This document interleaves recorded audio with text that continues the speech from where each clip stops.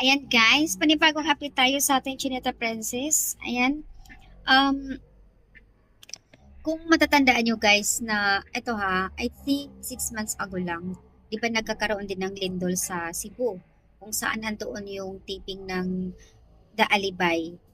At sakto din yun na nagkaroon ng lindol, sobrang lakas, andoon sila.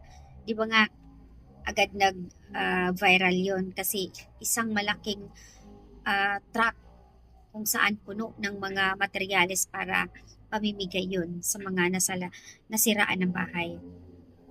Ayan, si Kim Chiu ang unang-una talaga na nag-donate ng ganun. Sobrang napakalaking ilang trailer yun. Sobrang dami mga masemento, plywood, kung ano-ano pa. At ipinost na nga, agad naman na, kumbaga na post ka agad yun sa social media yung pagtulong niya. Sa dami-dami in fairness naman, siya yung unang nagbigay ng tulong kaagad doon sa Cebu. Sakto din kasi na andoon siya ng time na yun. So, ito na nga, si Milay, nagpapasalamat siya sa kanyang kaibigan. Siyempre, magkakaibigan sila. Na dahil nga sa lindol uli sa probinsya, sa Jinsan, sa ang lugar pa yon.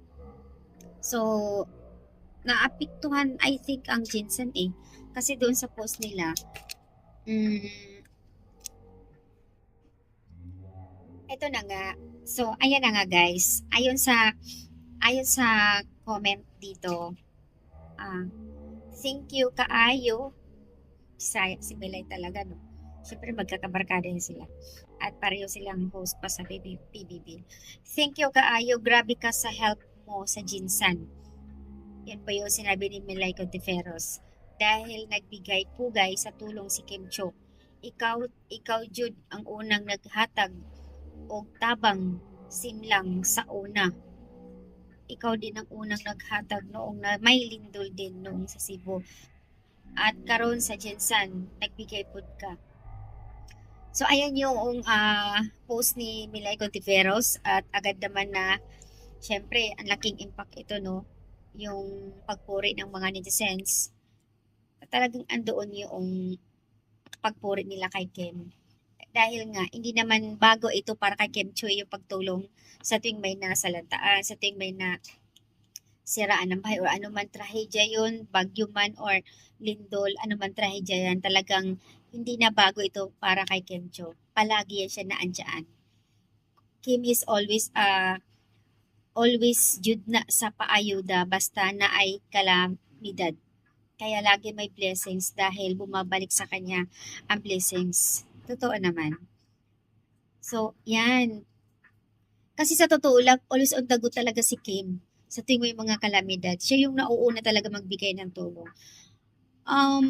May mga ibang artista, may ibang mga ano naman na tumutulong din, pero ibig sabihin, yung pagtulong na hindi yung nag-aantay pa kung sino yung mauna, automatic nagkukusa kaagad. Automatic talaga nagbibigay tulong kaagad si Kim pag may mga ganun. So, kaya yung blessings talaga bumabalik sa kanya. Sabi nga dito, I really admire you, Kim Cho, even if you're into the politics. I don't like you that so much.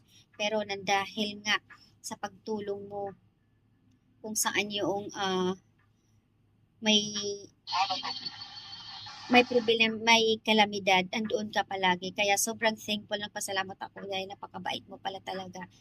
Kaya ina-idol na kita ngayon. So, ayan guys. As always, Kim Chiu is so very kind and helpful kay